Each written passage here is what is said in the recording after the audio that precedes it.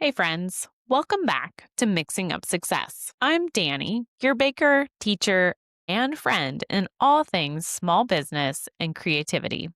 Today's episode is landing right before Christmas, and I want to start by saying something important. My bakery is closed for 2 whole weeks. No cookies, no classes, no social media, nothing. And honestly, I'm so excited. I wanted to walk into 2026 with the energy to truly do incredible things. And that means I have to step away for a minute and refill my cup. So, because of the timing, this episode is all about joy, specifically how to keep baking joyfully, especially if you're a hobby baker or a small scale, extra income baker who wants this season to feel fun, not stressful. Let's get into it.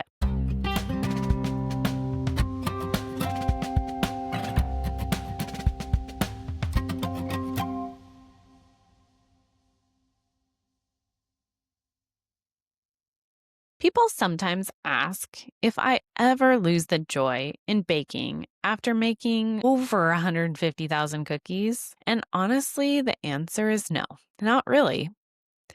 There are definitely moments where I'm tired or I complain about a super big order that's super repetitive, or I question why past Danny committed to a giant design set. But the core joy, it's still there. And that joy shows up for me in really specific ways. One of my favorite things in the whole world is packaging a finished order. When I get to see everything that I created lined up, I snap the photos to send to the customer. That's the moment where I get to be part of someone's celebration. Birthdays, weddings, baby showers, holidays, it never gets old. Every order I hand off is this tiny reminder I am spreading joy and I get to receive it too. I also love the process of taking simple ingredients and turning them into something really beautiful. There's real satisfaction in a finished product you created with your own hands. Now, I will fully admit something. I hate making icing. I hate it. I don't know why it's my least favorite thing, but when it comes to flooding is my happy place. It keeps me just present enough, but also lets me listen to music or an audiobook, or honestly, pure silence. I'm a silence girl. My husband and Mercedes think the kitchen is creepy when I decorate in silence, but I love it. It's peaceful. It feels like breathing. These little moments, they are what keep me grounded in the joy of baking, no matter how big the bakery gets.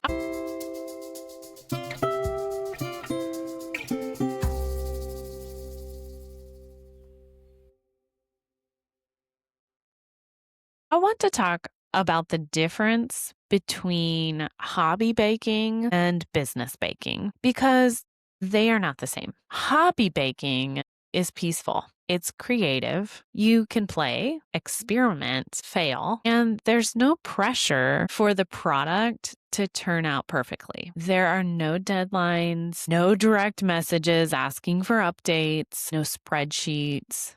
When I'm developing a new class or a recipe, always start from that hobby mindset. I give myself years of space. I've spent, in some cases, 1 to 2 years hobby baking some products before I ever sell them or teach them. Because when you shift to a business baking, the pressure is real. Business baking means deadlines, high expectations, and in some case, remaking an order at midnight because something flopped. Showing up creatively even when you're tired, producing consistency day after day. And it's a lot. But here's the beautiful thing. You can build systems that protect the joy. I've learned that when I'm creatively drained, it shows up in my attitude. I start feeling negative towards the work, and that is my sign. I need a reset. One of the best things for my creativity is running. It clears my head and resets my energy like nothing else. Another thing, handing off tasks that drain me, scheduling, marketing, funnels, algorithm-based posting, those minute details, they burn me out so fast. So I let someone else do them, and I focus on the pieces that bring me joy. Custom cookie work is a great example. I can only take on so much in a week because the creative energy required is huge. That's also why custom cookie orders cost more and the energy output is different. To manage the workload, I create little games for myself while decorating. I time myself by tray or by cookie row. I make little mazes in my head so I can't figure out how many cookies are left because I'm constantly calculating how many I have left to do.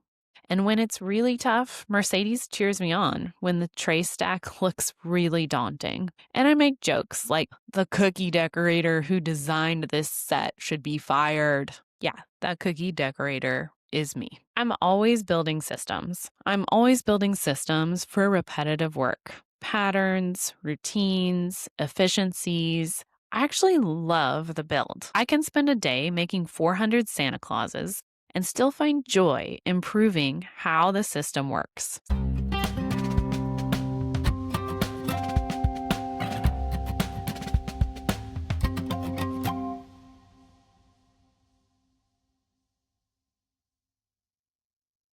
So let's talk about money for a minute.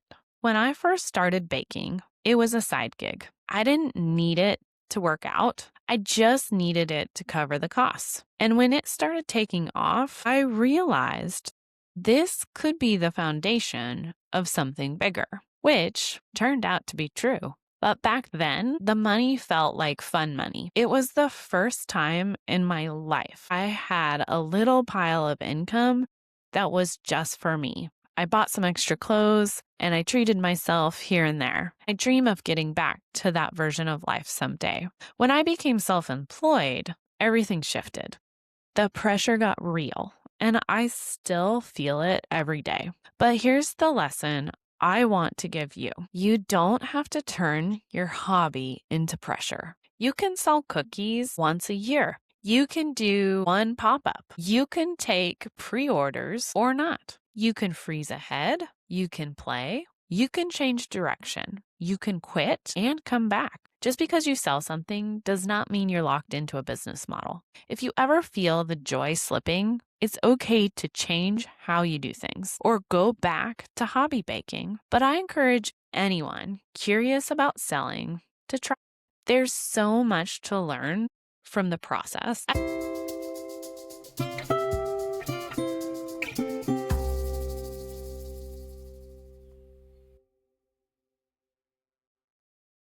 As I said earlier, my bakery closes for 2 weeks over the holidays, and I am checking out. I don't turn off my business brain easily. Just ask Herbie, my husband. So I have to be intentional about it. Here's what my break looks like: deleting social apps from my phone, reading more, journaling, reflecting on the year by scrolling back through old photos, writing out my plans or ideas for 2026 and dreaming about what's next. Actually resting, because this time off is where some of the best ideas come from. It's also where I reconnect with joy without the hustle. And I want this episode to remind you that you hold the same power. The power to build a business or hobby that supports your life, not consumes it. If you take anything from today's episode, let it be this: you have permission to bake in whatever way brings you joy. Sell once a year, sell every week, scale to a commercial bakery, bake only for your family, start and stop, play, experiment, change your mind. This creative work is too meaningful, too personal, too joyful to let pressure take the lead. Let the joy lead. Let the creativity lead. Your way is the right way.